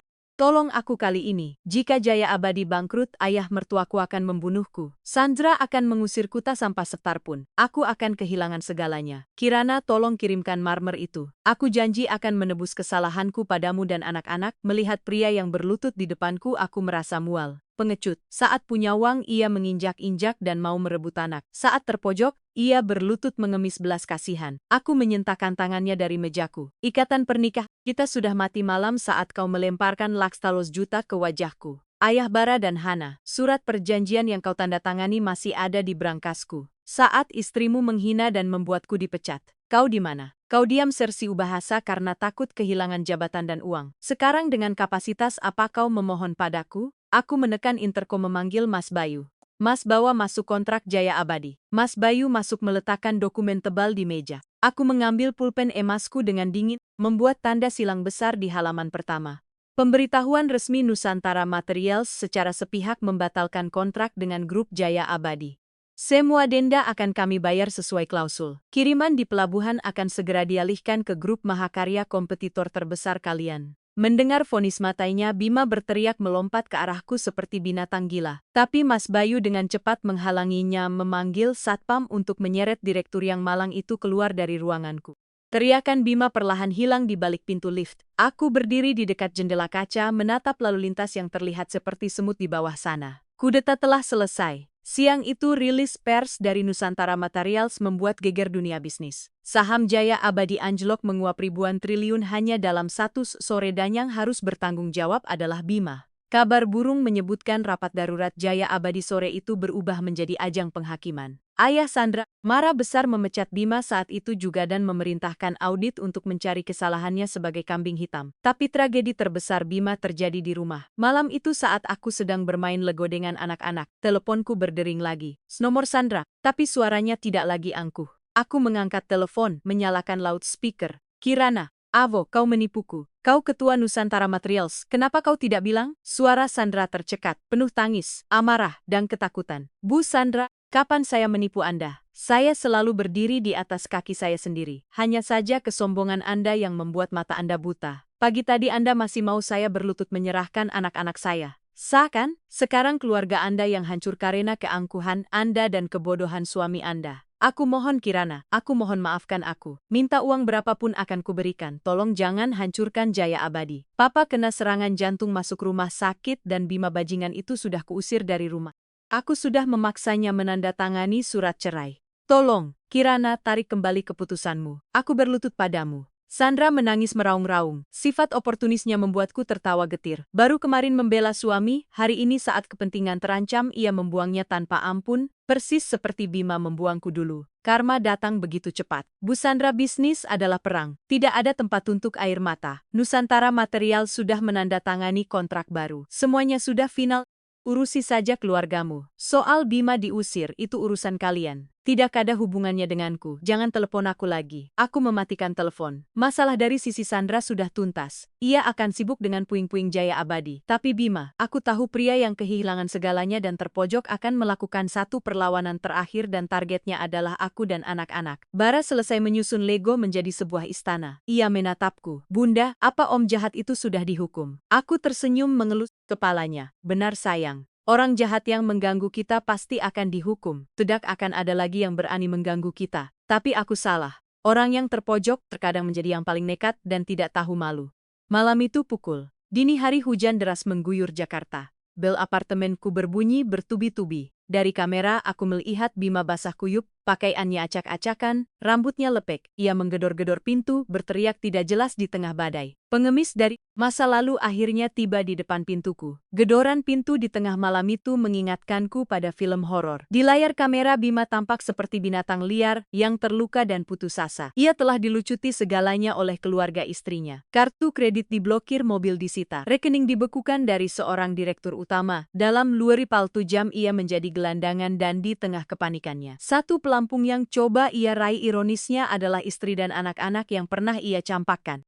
Aku tidak membuka pintu. Aku masuk ke kamar menyelimuti Bara dan Hana yang tertidur pulas. Aku kembali ke ruang tamu membuat segelas air hangat dan duduk santai di sofa. Gedoran pintu berlanjut, disertai tangisan seorang pria dewasa. Kirana, buka pintunya. Aku tahu aku salah. Kirana, aku salah. Aku ini binatang. Buka pintunya, di luar dingin sekali. Aku tidak punya tempat lagi untuk pergi. Kirana, biarkan aku bertemu anak-anak. Bara, Hana, ini papa. Papa sudah kembali. Permohonan yang menyedihkan itu terdengar dari balik pintu. Jika aku wanita lemah, mungkin aku akan luluh. Tapi rasa kasihan sudah mati sejak malam. Aku memeluk perut hamilku di bawah hujan lumut tahun lalu. Aku mendekati pintu tapi tidak membukanya. Dari balik lapisan baja, suaraku terdengar dingin dan tajam. Jangan berteriak, Bima. Mengganggu tetangga, dan tolong jangan menyebut dirimu papa di sini. Anak-anakku tidak punya ayah sehina dirimu. Mendengar suaraku, Bima seolah menemukan harapan. Ia menempelkan wajahnya ke celah pintu. Kirana, kau menjawab, aku minta maaf. Aku benar-benar minta maaf. 5 tahun ini aku hidup seperti di neraka, selalu merasa bersalah. Bersama Sandra, aku seperti anjing yang direndahkan. Aku dibutakan oleh kemewahan. Sekarang aku tidak punya apa-apa. Aku sadar hanya kau yang tulus mencintaiku. Hanya kalian keluarga sejatiku. Kirana, kau ketua Nusantara Materials. Kau kaya raya. Tolong aku, kita rujuk ya. Aku janji akan bekerja serabutan, memasak, mencuci piring, merawat kalian bertiga. Aku akan jadi ayah yang baik untuk Bara dan Hana. Buka pintunya, Kirana. Ayah yang baik? Aku tertawa getir. Apa definisimu tentang ayah yang baik? Orang yang baru ingat anaknya saat ditendang ke jalanan tanpa uang sepeser pun. Saat kau jadi direktur utama, kau mau merebut anak-anakku dengan uang. Saat istrimu menghina kami, kau diam saja karena takut kehilangan jabatan. Dan sekarang saat kau bangkrut, kau bersandiwara menjadi pria yang menyesal. Tidakkah kau merasa drama ini terlalu murahan dan memuakkan? Kan begitu, Kirana? Aku dipaksa. Sandra yang memaksaku menandatangani surat itu. Bima panik. Cukup. Aku berteriak memotong sandiwaranya. Dipaksa atau sukarela? Hatimu yang paling tahu. Kau tidak mencintai kami. Kau hanya mencintai dirimu sendiri. Kau datang malam ini bukan karena menyesal tapi karena kau tahu aku ketua Nusantara Materials. Kau tahu aku punya uang. Kau mau menumpang hidup padaku. Kau pikir aku ini panti sosialmu. Maaf, panti ini sudah tutup lemutar lalu. Pergi sebelum aku panggil satpam untuk menyeretmu keluar. Bima terdiam. Kebenaran yang telanjang membuatnya tak bisa berkutik, tapi beberapa detik kemudian sifat aslinya yang terpojok muncul. Kirana, jangan keterlaluan. Suaranya berubah dari memohon menjadi mengancam. Kau sudah menghancurkanku sampai seperti ini. Kau pikir kau bisa hidup tenang? Akan ku beritahu kau secara hukum aku masih ayah mereka. Walaupun aku sudah menandatangani surat pelepasan hak darah, tetaplah darah. Kau tidak punya hak melarangku bertemu anak-anak. Besok aku akan lapor ke KPAI. Aku akan viralkan di media sosial bahwa kau ibu kejam yang memisahkan ayah dan anak. Kita lihat apa kursi ketuamu itu bisa tetap aman saat netizen menghujatmu. Ancaman Bima tidak mengejutkanku. Anjing yang terpojok selalu menggigit. Aku tersenyum menyalakan ponsel memutar ulang rekaman percakapan kami beberapa saat yang lalu. Bagus sekali. Rekaman suaramu yang menangis-nangis mengaku jadi anjing di rumah istrimu ditendang keluar dan memohon agar aku menunggu hidupmu sudah tersimpan dengan sangat jelas. Silakan viralkan sesukamu. Aku akan posting rekaman ini. Ditambah surat pelepasan hak yang kau tanda tangani dan hasil USG 5 tahun lalu saat kau mengusirku. Kita lihat netizen akan menghujat seorang ibu tunggal yang mandiri atau melempar batu sampai mati pada seorang pria yang menjual darah dagingnya dan menumpang hidup pada wanita. Kau mau main kotor denganku kan? Baik, aku akan ladeni sampai akhir. Kita lihat siapa yang akan lebih malu di Jakarta ini. Di luar pintu tiba-tiba hening, hanya terdengar suara hujan. Aku bisa mendengar napas Bima yang terengah-engah, lalu suara langkah kaki yang goyah menjauh dari koridor. Ia takut. Ia tahu ia tidak punya senjata lagi untuk melawan wanita yang pernah ia dorong ke jurang 5 tahun lalu. Keesokan paginya saat aku membuka pintu, ada genangan air kecil di keset. Bima pergi meninggalkan akhir yang total bagi semua ilusi terakhirnya. 3 bulan kemudian, kehidupan kami bertiga kembali normal. Aku tidak pindah ke villa atau membeli mobil mewah. Aku tetap ibu tunggal yang mengantar anak ke TK dengan motor dan malamnya bermain Lego bersama. Jabatan ketuaku serahkan sepenuhnya pada Mas Bayu. Aku hanya menjadi penasihat strategis. Punya lebih banyak waktu untuk anak-anak dan diriku sendiri. Tentang Bima, kudengar ia sudah meninggalkan Jakarta, dihancurkan kariernya dan dicap buruk. Ia tak bisa mendapat pekerjaan dimanapun. Akhirnya ia pulang kampung. Membuka toko bahan bangunan kecil, hidup seadanya. Takdir telah menentukan hukumannya. Namun, ada satu simpul di hati yang harus kubuka, bukan untukku, tapi untuk anak-anak. Sebaik apapun aku melindungi mereka, fakta tentang ayah biologis mereka tetap menjadi ruang kosong. Aku tidak ingin mereka tumbuh dengan kebingungan atau lebih buruk, teracuni oleh gosip. Suatu sore di taman, aku memanggil Bara dan Hana yang sedang bermain ayunan. Aku menatap dua wajah yang sangat mirip dengan pria itu, tapi dengan mata yang jernih dan tegar sepertiku. Jagoan-jagoan bunda, kalian ingat om yang bawa mainan besar di sekolah beberapa bulan lalu? Mereka mengangguk. Ingat, om itu bilang dia papa kami, kata Hana. Tapi bunda bilang dia bukan keluarga kita. Tambah Bara waspada. Aku tersenyum. Hari ini bunda mau cerita sebuah dongeng. Dongeng yang sangat nyata tentang keluarga kita. Dulu sekali saat kalian masih sekecil kacang di perut bunda. Bunda dan om itu pernah menjadi sebuah keluarga. Dia adalah orang yang bersama bunda menciptakan kalian. Tapi menjadi ayah bukan hanya soal menciptakan. Menjadi ayah harus tahu cara menyayangi, melindungi, dan tetap ada di saat sulit. Om itu tidak bisa lakukannya. Dia memilih kehidupan lain, kehidupan dengan lebih banyak uang, tapi tanpa bunda dan kalian. Dia pergi saat bunda sangat membutuhkannya. Aku tidak menggunakan kata-kata seperti pengkhianat atau membuang. Aku hanya menceritakan kebenaran dengan cara yang paling sederhana. Jadi bunda memutuskan untuk membesarkan kalian sendiri. Selama 5 tahun ini bunda menjadi ayah sekaligus ibu. Saat om itu muncul lagi, bunda marah karena dia mau membawa kalian pergi tanpa bertanya pada kita. Bunda, sekarang om itu di mana? Tanya Hana. Dia sudah pergi sangat jauh, sayang. Kembali ke tempatnya. Bara menatapku dalam. Pertanyaannya membuatku terkejut. Bunda, kalau di apa kami harus memanggilnya papa? Apa kami harus tinggal bersamanya? Aku menggenggam tangan mereka. Izin kalian. Bunda cerita bukan untuk melarang kalian mengakui ayah atau agar kalian membencinya. Bunda hanya ingin kalian tahu kebenarannya. Hubungan darah itu takdir, tapi keluarga dibangun dengan cinta dan pengorbanan setiap hari. Jika nanti kalian besar dan ingin bertemu dengannya, bunda tidak akan melarang. Tapi sekarang bunda mau tanya, Apa yang kalian rasakan? Hening sejenak. Bara yang pertama bicara dengan sikap yang sangat dewasa. Aku tidak suka dia. Dia membuat Bunda menangis. Bu guru bilang orang yang menyakiti perempuan itu orang jahat. Aku tidak butuh papa. Aku punya Bunda sudah cukup. Bunda itu pahlawan super sekaligus ratuku. Hana mengangguk setuju, memelukku. Betul. Masakan Bunda paling enak. Dongeng Bunda paling seru. Kami tidak akan kemana-mana. Kami mau sama Bunda saja. Kata-kata polos tapi tegas itu menyembuhkan semua lukaku. Kebenaran tidak membuat mereka bingung atau benci. Dengan hati mereka yang jernih, mereka telah memilih. Ikatan darah tidak sebanding dengan kasih sayang. Siapa yang mencintai mereka tanpa syarat itulah keluarga sejati. Aku memeluk mereka erat tertawa di tengah taman yang sejuk. Keputusanku untuk jujur adalah keputusan yang tepat. Bayangan Bima selamanya tidak akan bisa lagi mengganggu pikiran kami. Musim gugur di tahun ke-6 aku menjadi ibu tunggal. Jakarta terasa sejuk. Pagi itu aku berdiri di balkon, menyesap kopi hitam, menatap kota yang menggeliat. Semua telah menjadi masa lalu. Kisah istri lama yang membalas dendam kini telah dilupakan orang. Hanya kedamaian yang abadi di rumah ini. Nusantara Materials terus berkembang. Aku sudah menyerahkan besar sahamku pada Mas Bayu menjadi penasihat saja. Aku punya lebih banyak waktu untuk anak-anak. Bara dan Hana sudah masuk kelas Ian. Melihat punggung kecil mereka berlari masuk ke kelas, aku tahu aku telah menang. Bukan menang melawan Bima atau Sandra, balas dendam. Semanis apapun hanya emosi sesaat. Aku menang melawan takdir, melawan stigma masyarakat dan melawan kelemahanku sendiri. 5 tahun lalu, aku telah membuktikan bahwa wanita yang dicampakkan bukan berarti hidupnya berakhir. Pengkhianatan pria bukanlah titik, melainkan sebuah persimpangan yang memaksa kita menjadi lebih kuat dan mandiri. Uang dan jabatan bukanlah untuk pamer atau menindas, melainkan perisai untuk melindungi kehormatan dan orang-orang yang kita cintai. Aku sering mendapat pesan dari wanita dengan nasib serupa menanyakan rahasiaku. Aku selalu menjawab dengan satu kalimat. Berhentilah menangis dan mulailah mencari uang. Jangan mengharap belas kasihan dari orang yang telah menyakitimu. Cara balas dendam terbaik bukanlah dengan melabrak atau menghina, melainkan dengan menjalani hidup yang begitu cemerlang, sukses, dan bahagia. Hingga orang itu tidak akan pernah lagi pantas berdiri sejajar denganmu. Aku menyesap kopi terakhirku. Berbalik masuk ke dalam. Suara Bara dan Hana berebut buku komik terdengar riuh. Bunda, Kak Bara sembunyiin buku Putri Duyungku. Enggak. Adek Hana taruh di bawah meja kok nuduh kakak. Aku tertawa mengelus kepala mereka. Sudah jagoan-jagoan Bunda ganti baju.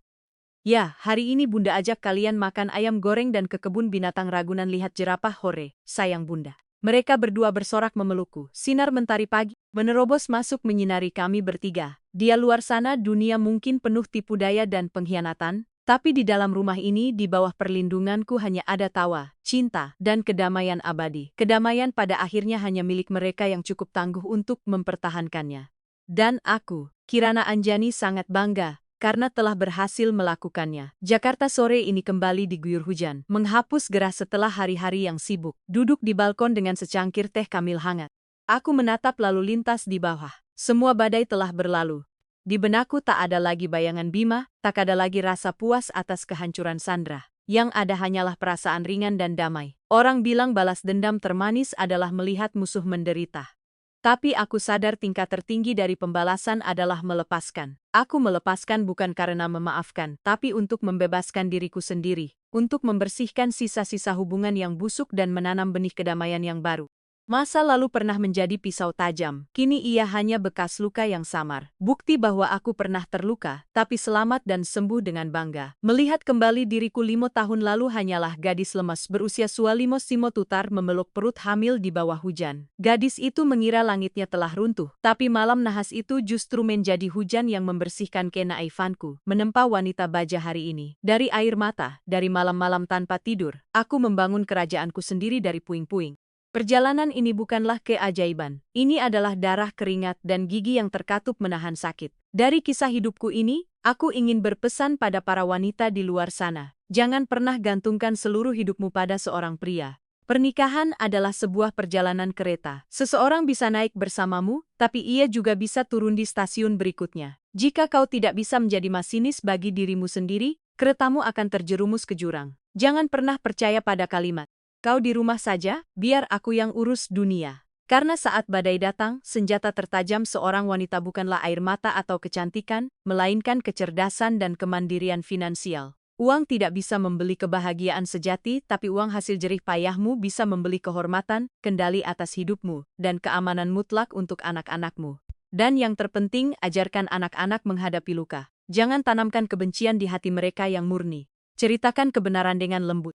Hubungan darah adalah takdir, tapi keluarga sejati dibangun dari cinta dan pengorbanan tanpa syarat. Hidup adalah rangkaian pilihan. Jika kau sedang berada di dasar keputusasaan, jika kau baru saja dikhianati, jangan menyerah. Izinkan dirimu menangis malam ini, tapi besok pagi, esok air matamu, poles sedikit lipstik merah, dan keluarlah mencari uang. Jalani hidup yang paling cemerlang, paling sukses, paling damai. Itulah cara balas dendam termanis dan terkejam bagi mereka yang pernah memunggunmu. Teman-teman terkasih, saat mendengar curahan hati ini, adakah sebersit bayangan dirimu yang melintas?